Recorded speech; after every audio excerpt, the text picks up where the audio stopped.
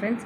ఈ టెక్నిక్ చాలా బాగుంటుంది. బాగా కలిపి పెట్టి ఈ రాత్రంతా ఆడ వంట రూమ్లో పెట్టేసిన తర్వాత ఏం చేస్తా అంటే నెక్స్ట్ దీన్ని మంచిగా టెక్నిక్తోని దోశలు అనేది పోసుకుంటా ఫ్రెండ్స్. రేపు పొంగుకు వస్తుంది, ఇక సూపర్ ఉంటుంది. ఇలా ఈ చిట్కా ఖచ్చితంగా మీరు పాటించండి, చాలా బాగుంటుంది.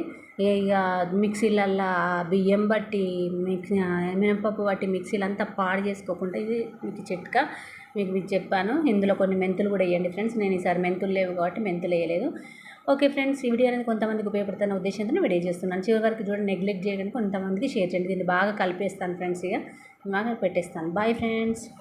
ఇలా కలుపుకోవాలి ఫ్రెండ్స్, చూడండి ఫ్రెండ్స్. అయ్యో ఇంత చిక్కగా కలుపుకోవాలి ఫ్రెండ్స్. ఇగో ఇంత చిక్కగా కలుపుకొని పెట్టుకుంటే తెల్లారి వరకు మంచిగా పొంగుకు వస్తుంది. అప్పుడు దోశలు ఉప్పును కలుపుకొని దోశలు పోసుకొని పల్లి చట్నీ పెట్టుకొని తింటే కిక్కే వేరు ఫ్రెండ్స్. ఖచ్చితంగా ట్రై చేయండి చిట్కా.